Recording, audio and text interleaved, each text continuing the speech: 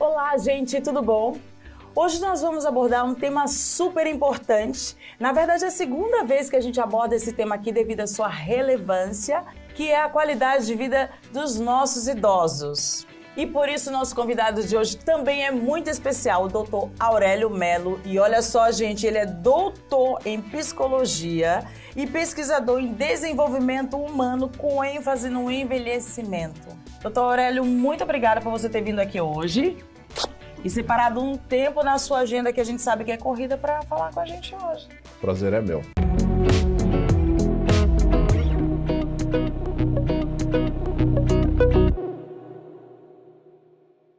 Doutor Aurélio, olha que interessante. Segundo as estatísticas, a Organização Mundial da Saúde, em 2050, diz que os idosos vão representar 1/5 da população mundial. E no Brasil, o total de idosos em 2030 será maior que o número de crianças com até 14 anos, gente. Me fala uma coisa, a sociedade está preparada aí para esse envelhecimento? Eu diria que ainda não, porque nós precisamos nos preparar. Tanto do ponto de vista social, com políticas públicas, nos organizando, como individualmente, né? Que é um grande desafio. Porque 2030 está aí, se você imaginar que 2030 a população aqui no Brasil maior de 14 anos vai ser mais idoso do que as crianças. Sim, e isso implica mudança de comportamento, isso implica né? Sobretudo comportamento social, né? Quer dizer, os nossos vizinhos, as pessoas nas ruas, né? Como trataremos os jovens, então, quando eles forem uma minoria, também isso a gente precisa reaprender, não é verdade?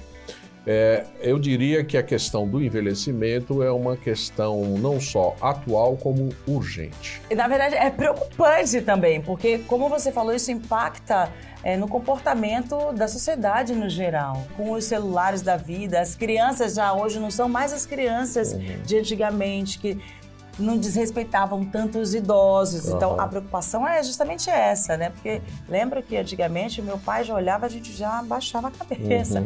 Mas não se tinha esse acesso ao celular que tem hoje. Então, eu quero saber, segundo as suas pesquisas. Bom, é fundamental que a gente integre a pessoa idosa à vida em sociedade, de um modo geral. Como? Uma das questões, aproveitando o seu exemplo, é a tecnologia. Então, ajudar a pessoa mais velha ou a pessoa que está envelhecendo aí, né, na meia-idade em diante, a interagir muito bem com a tecnologia para ela poder acompanhar todo esse desenvolvimento. Não é? Também é importante a gente orientar essas pessoas a aprender alguma coisa que foi muito comum na antiguidade, nos gregos antigos, o cuidado de si. Porque a gente vê pessoas correndo para cima e para baixo, pessoas estressadas, não é? Às vezes as pessoas acreditando que a vida é só trabalho, é só dinheiro, e elas esquecem do cuidado de si, não é? E na velhice, de fato, é mais difícil, não é? Porque existem limitações, né, óbvias. Nós estamos pagando um certo preço de viver mais, não é?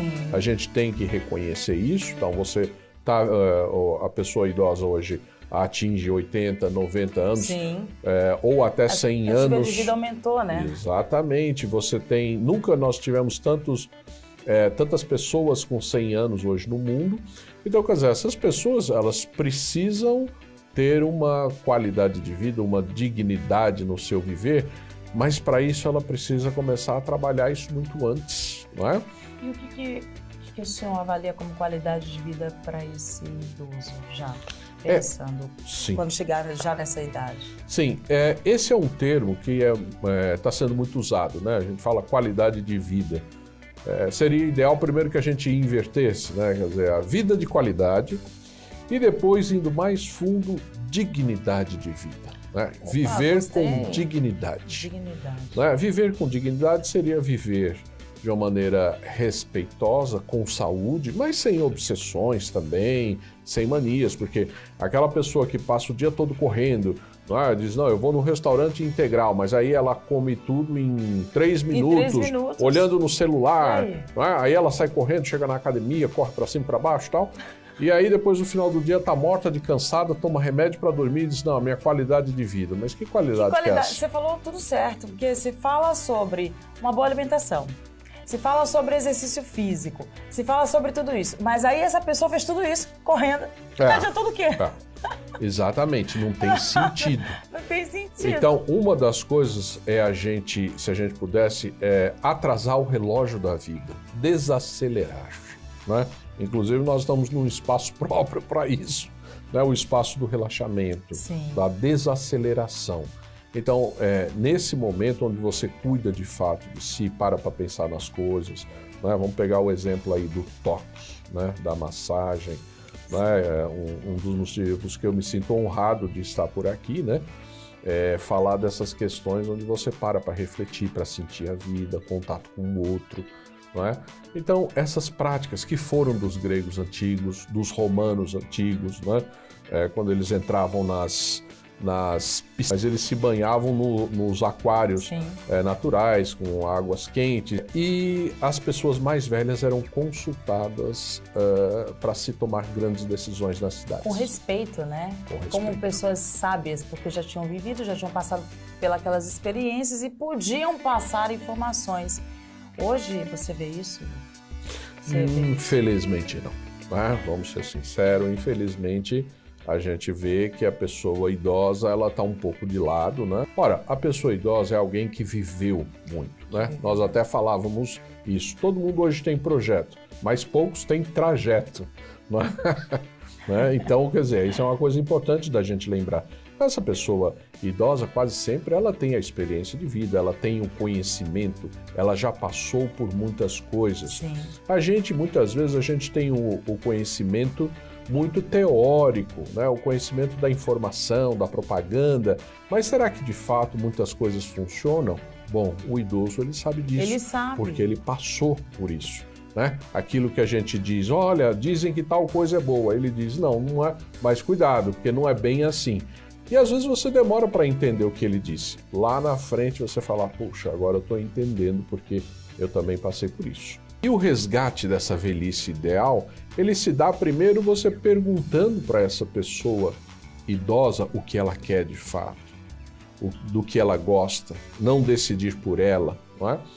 E de fato a gente fazer um movimento onde a gente possa valorizar a pessoa mais velha no sentido de todos os valores, tudo aquilo que ela construiu, mesmo que ela hoje esteja lá no cantinho dela, já esteja aposentada, já esteja, vamos dizer, não esteja produzindo o que produziu um dia, mas ela contribuiu muito com a cultura, com o seu tempo. Sim. Então, é nesse sentido que a gente precisa resgatar essa velhice. Né? Talvez, se fizermos um movimento maior, um barulho maior nas redes sociais, porque hoje, infelizmente, não dá para retroceder. Talvez se falarmos mais sobre esse tema, talvez isso conscientize. Excelente, né? Então aí a gente integra a questão da tecnologia, como havia dito anteriormente, colocar a tecnologia a favor dessa questão. A favor dessa questão. Né? Descobrir o que existe de melhor na pessoa idosa, que é a experiência. E a experiência no sentido da palavra mesmo, quer dizer, tudo aquilo que muitas vezes a gente trata como teoria e que ele conhece na prática. Né? Então, o resgate dos seus valores, da obra que foi a sua vida, não é? Há uma ideia que se diz assim, quando uma pessoa morre é como se queimasse uma biblioteca.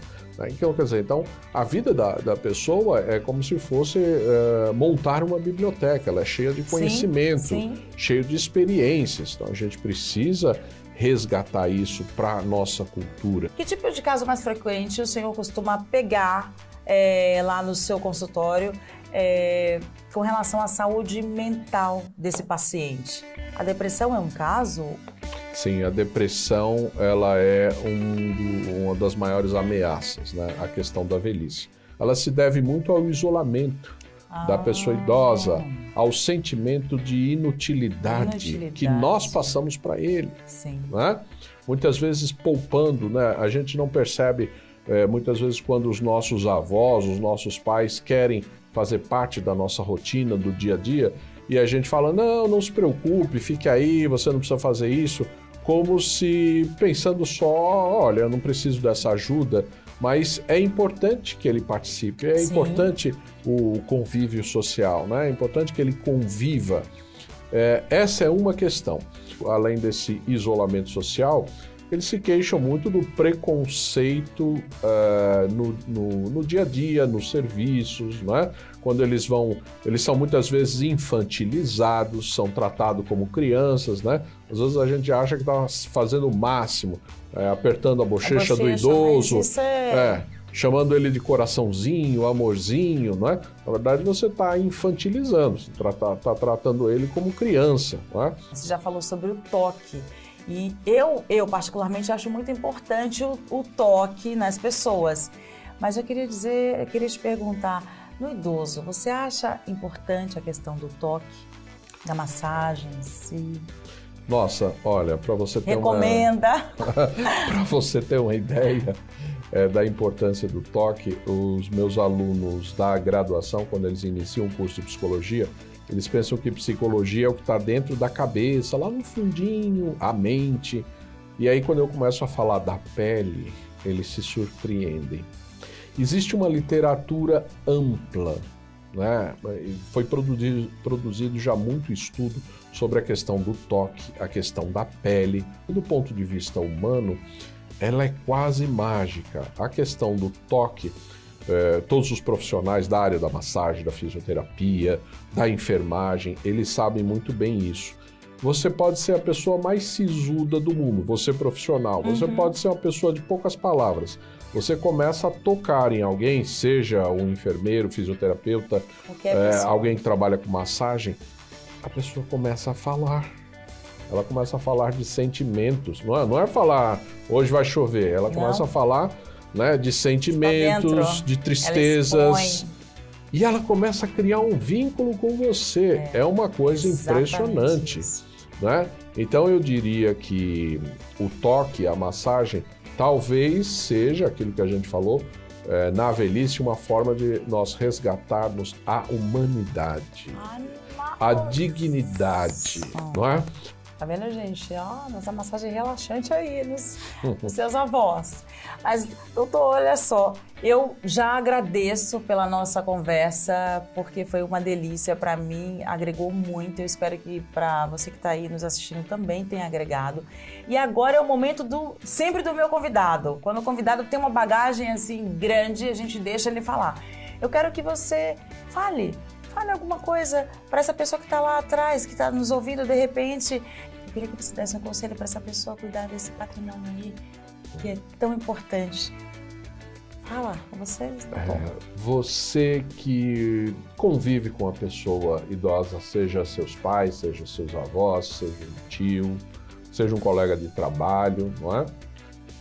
Pense que muito do que você deve aos seus antepassados, às pessoas velhas, aos idosos. E que um dia você vai ser mais um deles, não é? Então, cuidar dessas pessoas, valorizar, respeitar, promover a dignidade, no fundo é promover a sua dignidade no futuro. E assim a gente encerra nosso vídeo de hoje com muita dignidade aí. Amei as palavras do Dr. Aurélio, foram fundamentais, tocou no meu coração.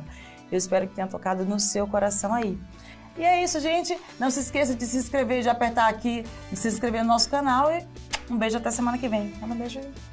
Beijo.